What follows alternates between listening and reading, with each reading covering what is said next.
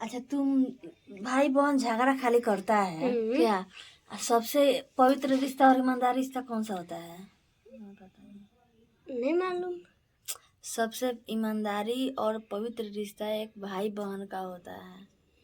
हाँ। हाँ, सबसे अच्छा रिश्ता पवित्र और ईमानदार अगर कोई है इस दुनिया में, इस धरती पे, तो शायद भाई बहन का ही एक रिश्ता वैसा होता है जिसमें कोई भी मिलावट नहीं होती है, तो लड़ाई कोई दिखावा नहीं होता है। तो लड़ाई छोड़ो ना, पहले मेरा बात सुनो ना।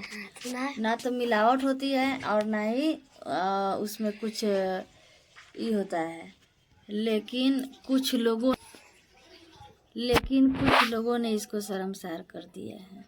बाकी आप सब कमेंट में बताइएगा जरूर कि आप सबको मेरी बात कैसी लगी। हाँ, तो लड़ाई करेंगे।